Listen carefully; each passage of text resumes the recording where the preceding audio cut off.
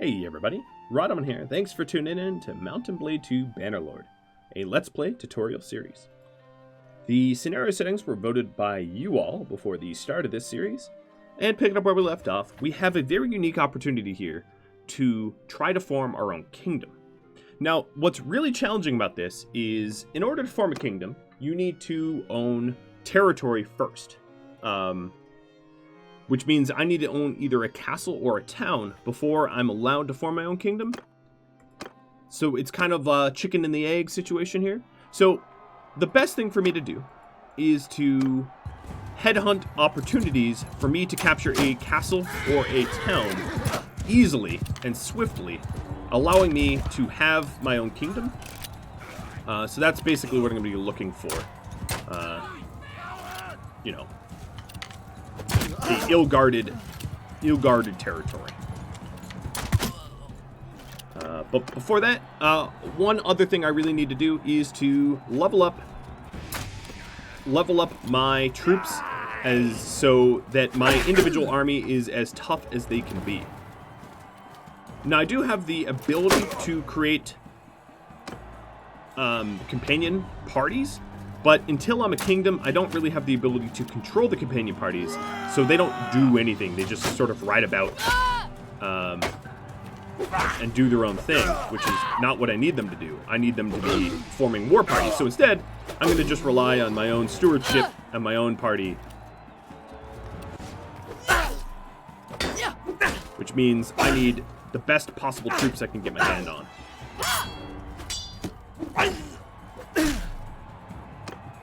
Bash and I for the final. Ouch, he hit my horse and I hit nothing. Oh, he killed my horse and I hit nothing. Come on, Bash. You know you wanna. Ow. Just ran me over a little bit. Get over here.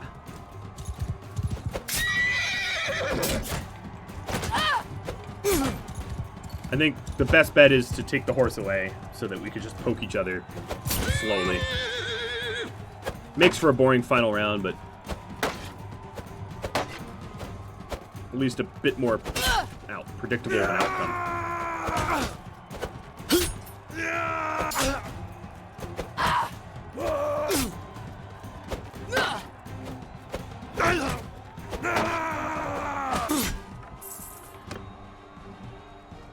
So that's my game plan, sharing the game plan with you all. So to that end, what I want to do is to get the most amount of troops that I possibly can. Additionally, given that I've just ranked up, I also have access to one more companion slot. And before I did the recording, I picked out basically what companion I want that companion to be, or what person I want that companion to be. So I will be doing that in just a second. Oh, but there's an opportunity to beat up a lord here, so yes, I will take that. Soldiers in charge! So the companion I picked out is a doctor. The doctor happens to be in like Western Empire territory, but I'll be able to pick him up no problem, and add him to our roster and equip him with arms and armor in order to make him a useful companion too. So this is going to be a really easy fight. There's 175 of us versus 21 of them that are left.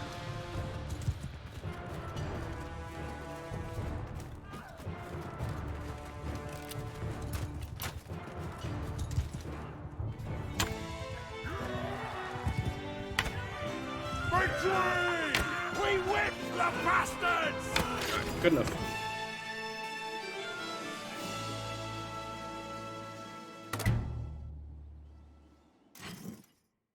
Take some prisoners. Some of these prisoners are Vlandian, so I'll be able to recruit them, I guess.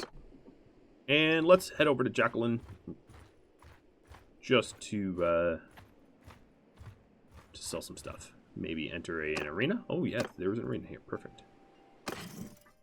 One of the advantages of the arena, of course, is... Alright, I'm going to get rid of the heavy Vlandian lance. I don't really want it anymore. I will keep this kite shield because I'll give that to the companion I will recruit. Oh, we'll keep the van braces as well, for the same reason, and the cavalier boots. Heck, I'll even keep the scarf. All right, Mr. Arena. I don't know why I gendered the arena, but what am I fighting for? Helmet? Ooh, good. Yes, I needed a helmet. It's a every man for himself free for all. First round.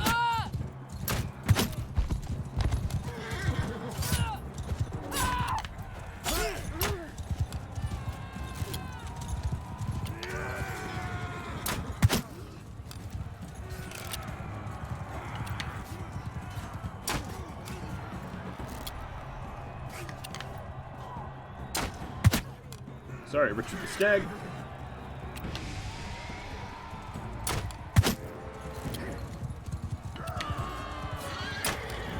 Everyone's like leaving me alone in my own little corner here, so I might as well just take advantage of it. And... Oh. Bummer. Just keep shooting. Every time I aim at anything, they like fall off their horse.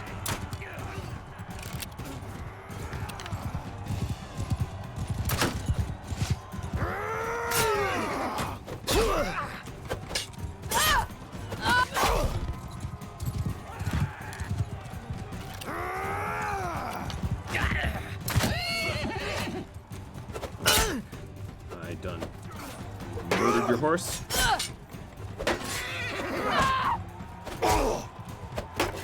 I would like your shield.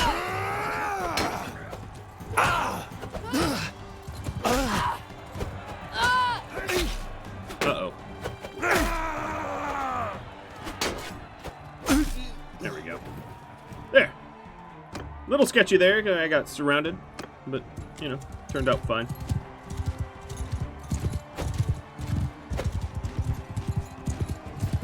I shouldn't be building up momentum here for couch attacks, but I just can't help myself. They're just so fun, gambling everything on one hit.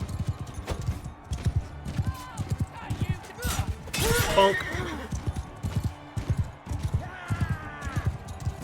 It'd be a lot safer if it was just the last two or whatever. Bonk. There we go. Now it doesn't really matter if I couched or not, because I'm proceeding to the next round. Anyway. Alright, let's do it. Everything in one hit. If I can rotate around enough. Nope. He hit me. It's fine. Just end you.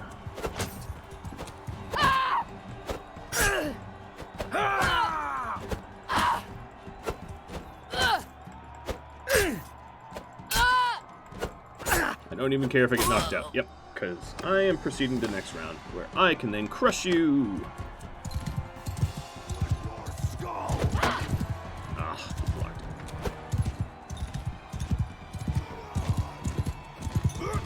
Oh, what? I bumped into his horse and it killed all of my momentum for the couched attack. There we go.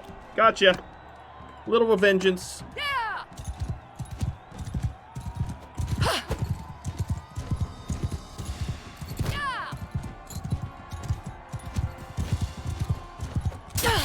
And the win. Big risk there, but, you know, I took it. Alright, that gives me a helmet that I can pass on to the new recruit. Yes, so let's continue on to add that new companion. And what I have to be doing is be on the lookout for opportunities to capture a town or a castle. Ideally a town, but likely, because castles are a little bit easier, a castle. In order to become a kingdom. Ideally, the castle would be Vlandian, but honestly, I don't even really care at the end of the day. So the person I want to add, if you're curious how to look at Wanderers, you go to the Encyclopedia to Heroes and then just click Occupation Wanderer, and here's the Wanderer list. Acthon, the Surgeon, is the one I want to add because he's a surgeon who is not evil, unlike really every other possible surgeon. Since last episode, there was also the additional updates for new arms and armor added in. A lot more females that you can have as wanderers and to marry them and whatever. And then also a new diplomacy screen, so you can see who we're at war with very, very quickly, and how those wars are going.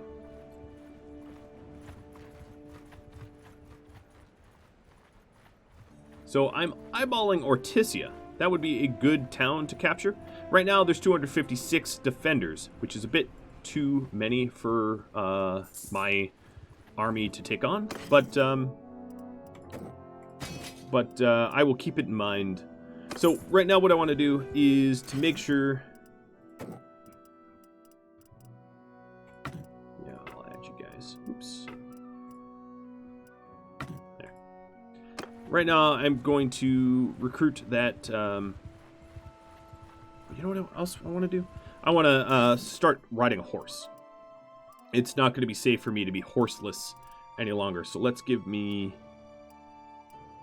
the Vlandian Courser, or actually Sturgian Courser, because they're a little faster. Sorry, Vlandian. This Vlandian Courser has more hit points, but is slower.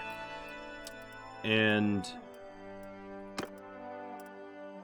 let's go get that last companion and give him, you know, some equipment and stuff. So he's at Jolmaris. So we'll approach the gates, request a meeting with the surgeon. I don't care about his backstory, blah, blah, blah, blah, blah, blah, blah. Alright. Hire him. And give him equipment. So he is going to take this kite shield that I saved, the helmet, the armor. No, come on, the armor. Van braces, boots. And he doesn't have any ability to ride horses, so I'm going to have to find one that's very, very, very easy. Jolmaris has a decent amount of defenders, so it's not going to be a good, valid target.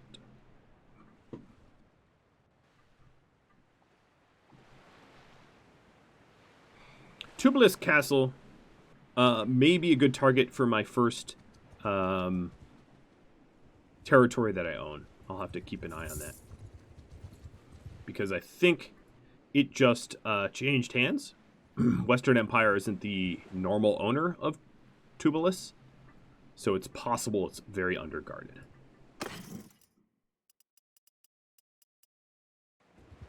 But I also have a very recruit-heavy... Oh, no, it's pretty well guarded. I have a pretty recruit-heavy army right now. So I might also want to hit some looters to level up.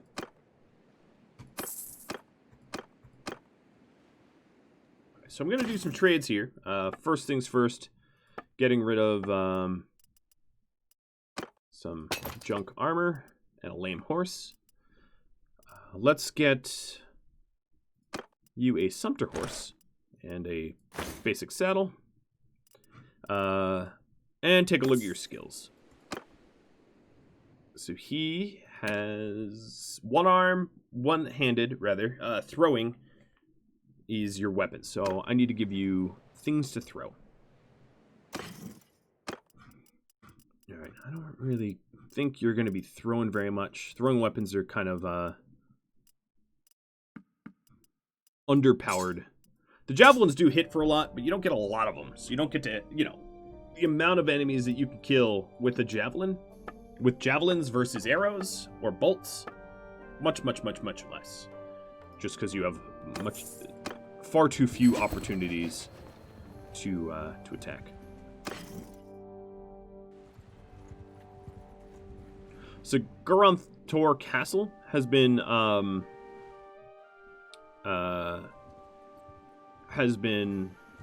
traded back and forth, back and forth, back and forth. So that might be a good castle if it gets recaptured.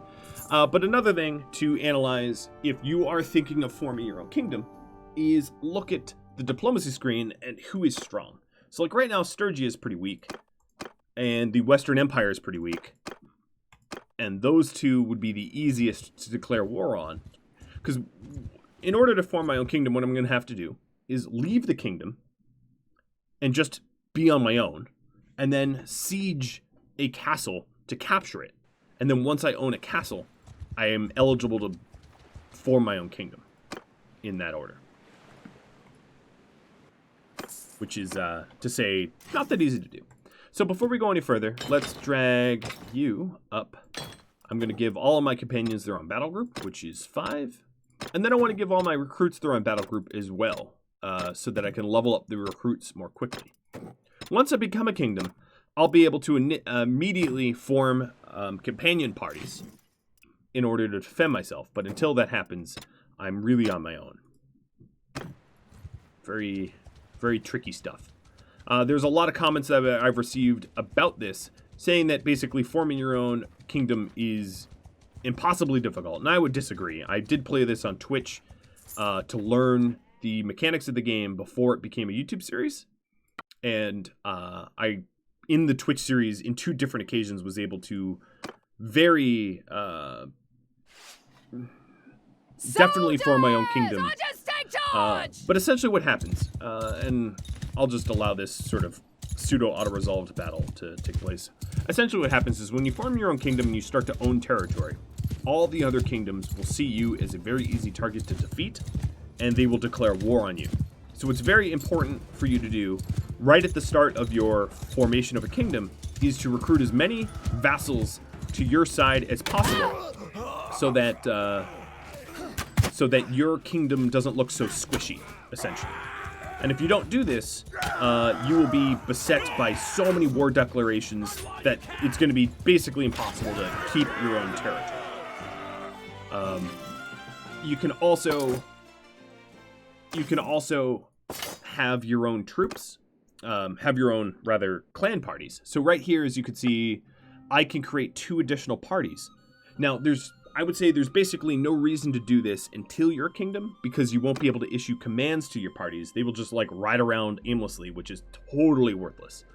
But you could create your own parties in that way, and that will allow you to also supplement some additional forces, which is pretty key. So right now all I'm doing is I'm making sure that my recruits level up so that they're stronger, because having an army that's 1/3 recruit is going to be a huge deficit when I attack a castle or a town. Footmen! Soldiers! You're on So command! I'm just instructing my recruits to attack by themselves so that they maximize their own experience. And I've explained this a lot before, but every single recruit shares the same pool of experience. So if one of them gets 10 kills, that experience can be used to level up any of them, which makes sending an entire swarm of recruits to attack a very powerful method to level up all of them at once. And it's only going to take maybe 2 or 3 more looter bashes like this to get all of my recruits up to footmen or crossbowmen tier. And the only time I really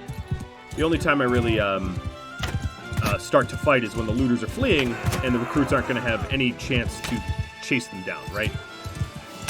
Because all of these guys are just lost opportunity for experience if I don't myself take it. Because these guys aren't going to be caught by my recruits. My recruits are too slow.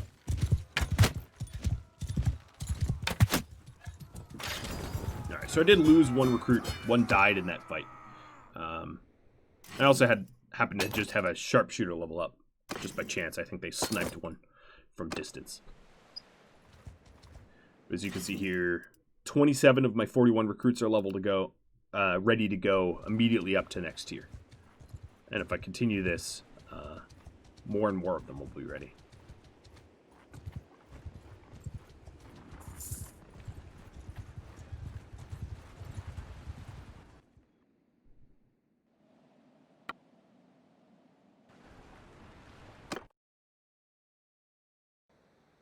Soldiers in charge! So just to recap, just to drive the point home. The order of operations here, I want to level up my troops so that they're more capable in combat. They're at least not level 1, because level 1 is not high enough level. You know, they're not effective in combat as just like, you know, pitchfork wielding villagers is essentially what a recruit is. So leveling up the recruits so that they're able to actually enter battle and not immediately get killed. And then find a castle or a town, probably a castle, but ideally a town, that is going to be very easy for me to capture on my own. Basically, my 120 troops versus the town or castle. And that will kick off my ability to form my own kingdom. And then as soon as I have a kingdom, I will convert 2 of my companions to parties, which will be Can and Silas, because they have tactics and stewardship, which is useful skills for a party to have. So if we take a look here, Silas has high tactics. Tactics is a skill that allows you to have better results when auto-resolving fights. So 10% more morale loss, or 5% more in simulations, or so on and so forth. Tactics is what you need for a party army leader to auto-resolve battles. And every single battle that you yourself as the player don't fight are auto-resolved. Every single one. And then stewardship is important because stewardship allows for a larger army. So Can has high stewardship and Silas has high tactics. And between the 2 of them, they're going to make my 2 first party leaders. So Artesia here has 250 defenders. That's too difficult for me to capture. I'd ideally be looking at a castle that has recently been captured by an enemy, making it an easy target. So like if, for instance, the Western Empire recaptures Garantor Castle, I could then drop out of the service of Vlandia, capture the castle for myself, and then claim myself the king of that castle. So that's sort of what I'm looking to do. While leveling up as many of my own troops as possible, as fast as I can, so that they're effective. Because as soon as I capture the castle, and as soon as I claim myself a king, people are going to want to kill me. Like, a lot of them. It's going to be important to have defenders defending that castle immediately. So what I'm likely to do is to drop all of my troops into the garrison of that castle, and then quickly recruit as many people as I can, as fast as I can, to replenish my numbers, to look bigger than I am, like a blowfish blowing itself up.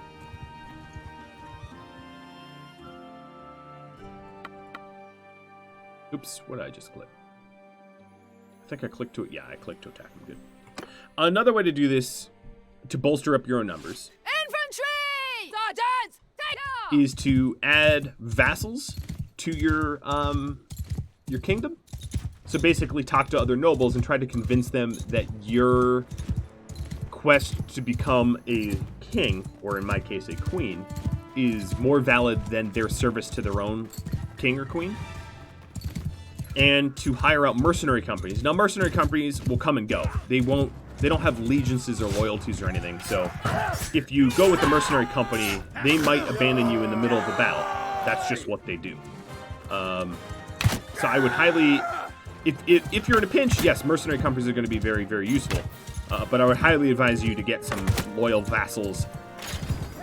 And when you hire a vassal, the entire clan joins you. And I'll try to explain this in just a second.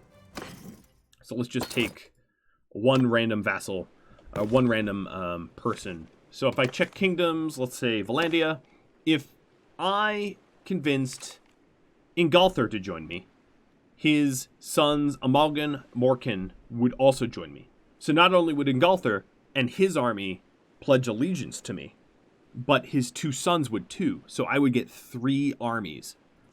And you could try to plan this out if you want. Right, like this guy, for instance, would be 2 armies, or this guy, Dethert. Well, Dethert is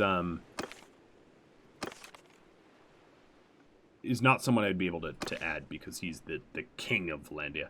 But some of them, like this guy, he owns a castle. But so if I convinced him to join me, it would only be him and his army, but also his castle, which is also pretty useful.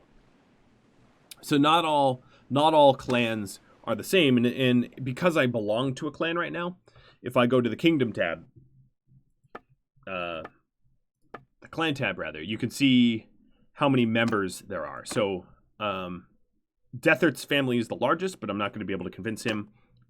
De Courtain has 5 members. De Tyr has 4.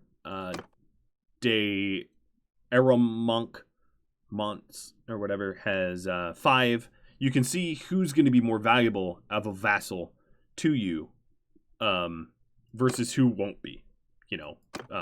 5 additional lords joining you is a lot worth more than just the 1.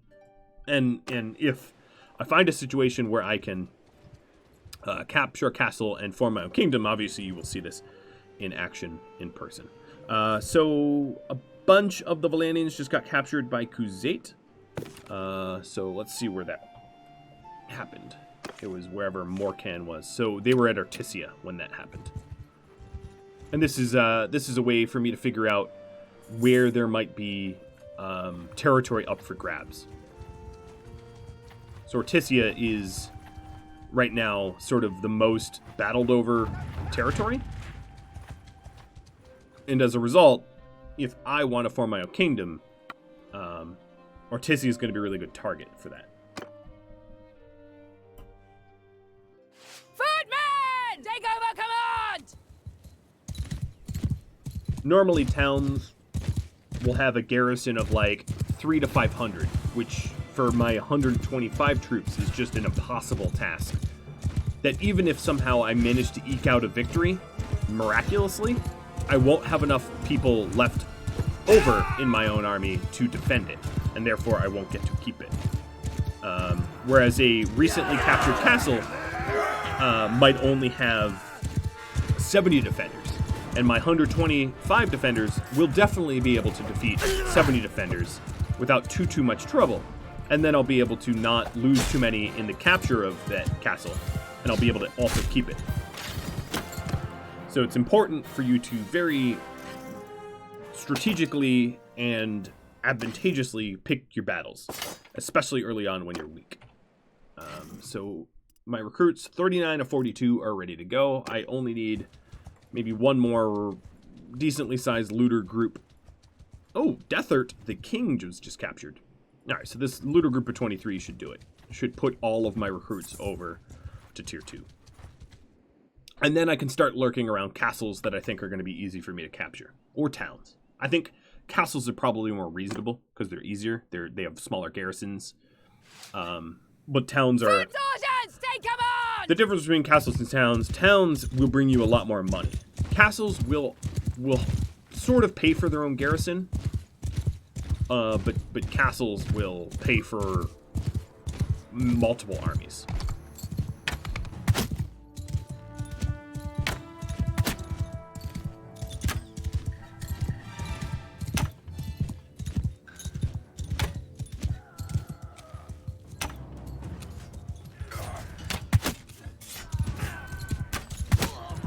So this battle should put all of my recruits over their required experience need for tier 2.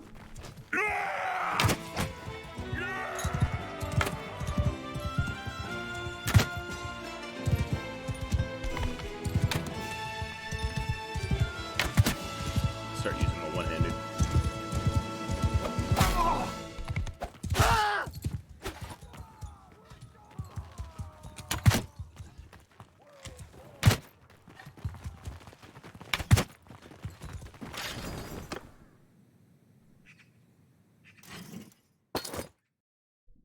I'm going to have a lot of like looter junk to sell off to the nearest town. So let's go to Sargot.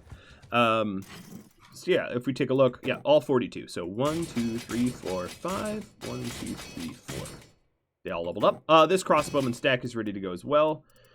All the other stacks need more time and experience. So now I don't have any recruits, or I do have one Imperial recruit accidentally. Let's get rid of him. But I don't have any recruits left. I'm not at max size. I'm 123 out of 124, but that's fine. Ick. I didn't mean to do that either. That was a misclick. I'm going to donate whatever I just had a bunch of these hired blades. 2 of these hired blades, not a bunch. To the garrison here.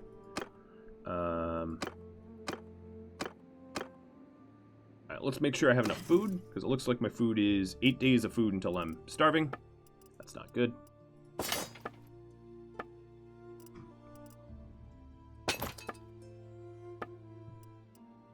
Yeah, I have a very poor variety of food right now.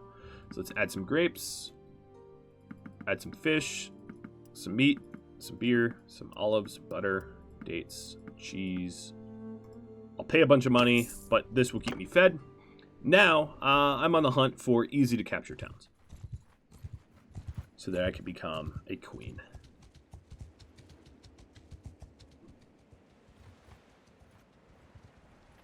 Now, ideally, I would not betray Vlandia. I think I'm basically going to do all that I can not to betray Vlandia. Because, like, Garantor Castle here has very, very few defenders. It would be very easy for me to capture, but it's a Vlandian town. Whereas Artesia here has 200... No, it has 1,000 defenders. Yeah, I'm not going to be able to touch that at all. Not in the middle. Oh, but a huge number of them just left. Let's see. But it still leaves 228 defending, which is beyond my ability, likely, to win. But it looks like around this castle, there's a lot of looting, which means the castle's probably pretty weakened as well. So let's go take a look over there. I have 23 days of food and probably enough money to, enough money to pay my army for about the same duration. Unfortunately, yes, I was right. This area is being raided pretty hard, but that's because there's a siege party attacking it. I highly doubt Rote is going to be a viable target, but I'll check. 580 defenders. Yeah, forget it.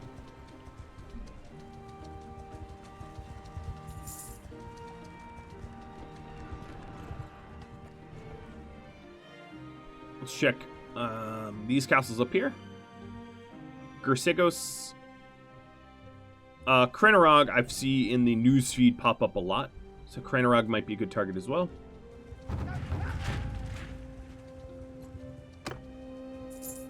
So this castle here has 375 defenders. Yeah, forget it. Fat chance. Veran Castle keeps flip-flopping. Veran Castle might actually be a really good target because it keeps changing ownership. It is on the border of Vlandia, which means I'd be able to resupply troops to it quickly, and currently it is owned by Northern Empire.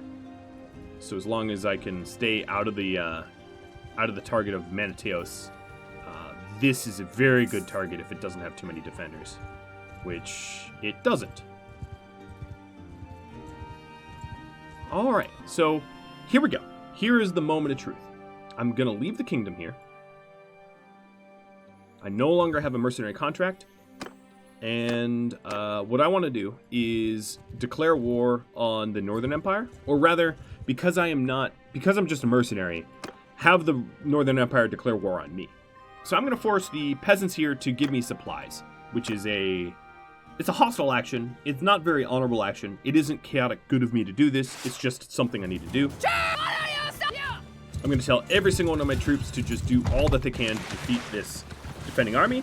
And then what will happen is the Northern Empire will declare war on me for my raid, allowing me to then besiege the Veran Castle and capture it. Wow, they have horsemen? Oh no, that's my companions that just deployed in front for, reasons.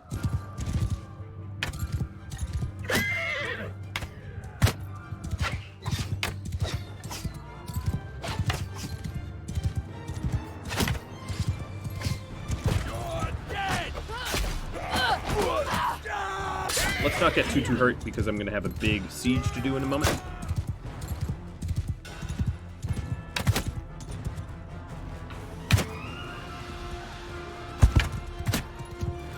Oops, that's my own horse.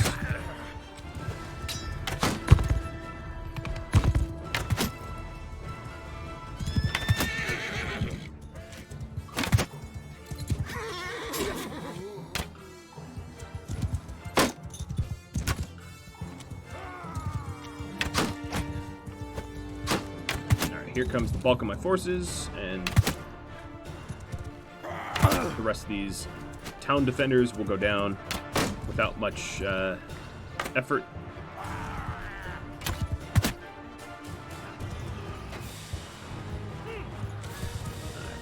A little stuck. There. And there's like 2 of them left, 1 of them left. That's it. I only lost 2 troops. Some got wounded, but that's not that big of a deal. We capture a bunch of prisoners.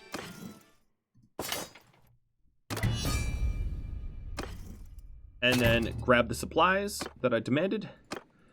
So now, the Northern Empire is declared war on me. And I am going to besiege Veran Castle and hope that a large counter-army doesn't come to push me off of Veran Castle. And if I capture Veran Castle, I can form my own kingdom, or queendom in this case. So the quickest way, I could lead an assault as soon as I have a battering ram. And that's probably the safest option, which is why I'm building it first. But first I have to set up a siege camp. This is engineering skill at work. And I'm basically head on a swivel to making sure there's no armies ready to push me off. So at this point, I have my siege camp. I could lead an attack, but it would be an attack of my guys going up ladders, which is not ideal and not always that reliable. You have higher losses if you take that route. So I'm going to build a battering ram to batter their front gates, and then I'm going to queue up some trebuchets. Then I'm going to deploy all of my trebuchets at once to break down their ballistae and punch a giant hole in their castle if time permits. I do have the supplies to continue doing this. So the siege towers and the battering ram don't get deployed until you lead an assault, but your trebuchets will be deployed. So when I construct the trebuchets, I'm going to pull them from the battlefield until I have all 4 constructed. And I'm happy to just sit here. Another thing I should do is level up as many troops as I can, because many of these guys are going to die in the siege of this castle, so I might as well have the strongest possible troops I'm able to have, as costly as it is. Because there's no point in having, you know, troops that could have been promoted die. So I would say, yeah, if you're going into a big battle, definitely get all of your troops up as high level as you can. Otherwise, wait until the entire stack is upgradable. Alright, so my first trebuchet is about to be constructed, and what I'm going to do is I'm going to pull it from deployment so it doesn't get destroyed by all of their ballista. So I'm going to slow down time as soon as it's done. Move to reserve. As you can see, they immediately tried to attack it, but there's no one there to attack. My bows got leveled up. Let's learn Forest Hunter. And as I am sieging, my engineering will also level up. I also have a free focus point, I think. Yes, I have a free focus point, and I'm going to put it in stewardship. Let's check my companions. Talon has a free focus point. I'm going to make you a better scout, because you are my scout.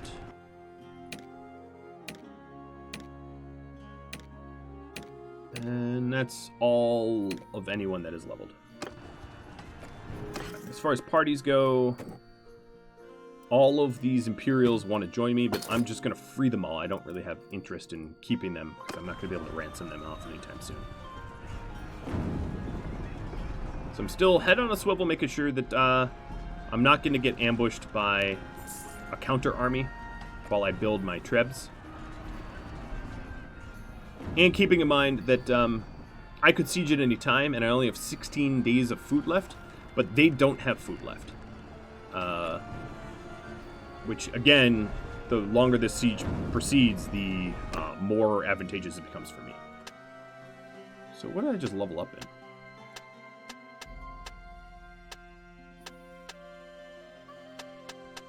I don't know. Okay, so here's another one. And I'm carefully watching my daily gold change and all this, making sure that I have the provisions to proceed this siege. Alright, move to reserve so it doesn't get shot. Ooh, that's just villagers. Now, as they're running out of food, they're also... I'm just simply whittling down their numbers. Okay, here we go. Lucan is coming to beat me up. So what I'm going to do is deploy my 2 trebs and lead an assault. I can't attack with a 200-man army at my heels. So there was no better time. So when I begin the assault here, these trebuchets are going to be attacking their walls. What's going to be important for me is for me to just stay alive and wait for my siege equipment to do what it does, which is to weaken up their defenses.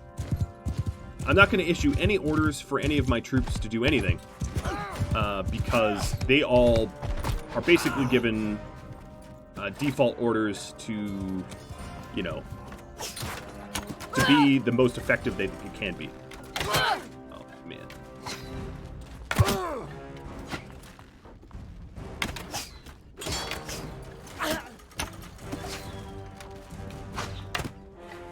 My aim has gone out the window here, and I am soaking up arrows as a result. Okay, there we go.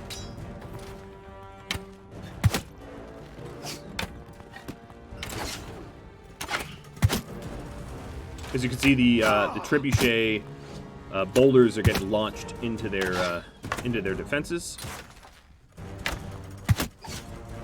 and as time progresses, my battering ram will proceed to their gate, manned by my troops.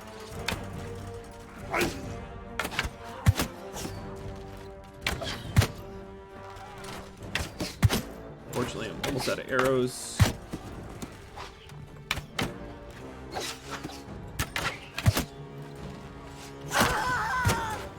But I've softened them up at least a little bit.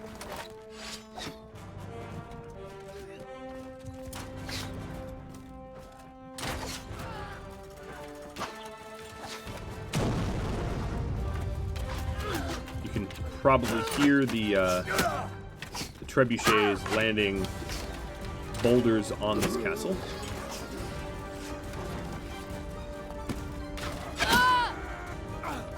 Let's keep myself very safe now. We're about to battering ram their front gate.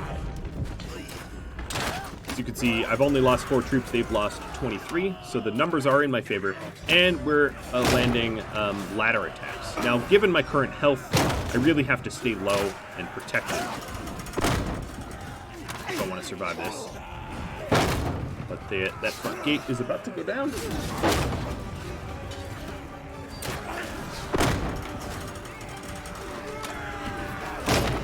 Once this front gate goes down, it's going to be a lot easier for my siegers to efficiently capture the castle. So here we go. They're headed on in. Now the second gate here is a lot easier to just melee down, and there will be a large defending force behind this. So when this gate gets low, I'm planning on essentially retreating, because I don't have the health pool to defend. Oh, what are you guys doing? They're just standing there. I'm going to find myself useful somewhere else then. As you can see, they're doing a pretty good job of defending their walls and pushing the ladders off. Okay, now they're bashing the gates.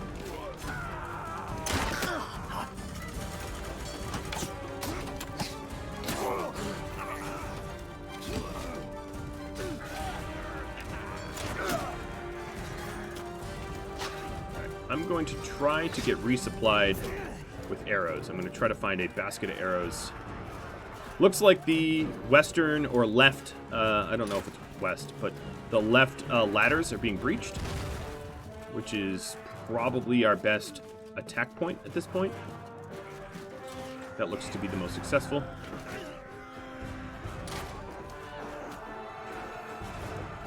I'll grab some arrows out of this barricade, but it isn't a basket. There should be resupplied arrows back there that I'd be able to grab, but that's going to require me to be away from the front for too long. I could grab my horse, I guess.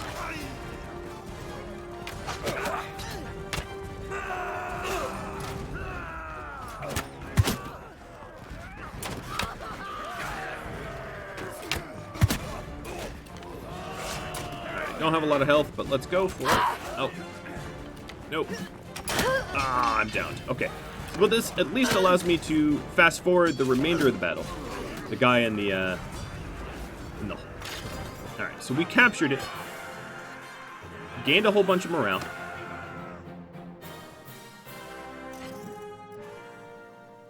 Grabbed a ton of prisoners. I know I'm going to be over limit, but I'm going to use the garrison in a second. Grabbed a ton of the loot. Very, very profitable to capture these things.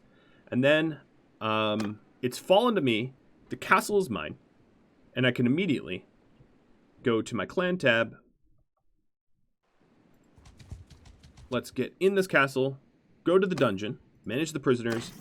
Turn over all the prisoners so that I'm not, stuck or whatever. Ooh, clan tier should be at least 4. I thought it was 3. Huh. Well then. That's a little awkward. I own a castle, but I don't have the ability to form my own kingdom.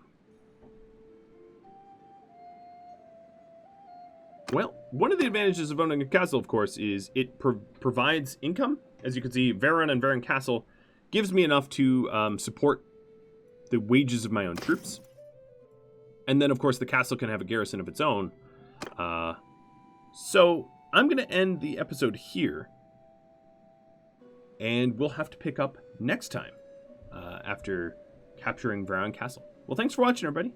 I'll catch you all next episode. If you have any feedback for me, do drop me a line in the comments below. Farewell, everybody.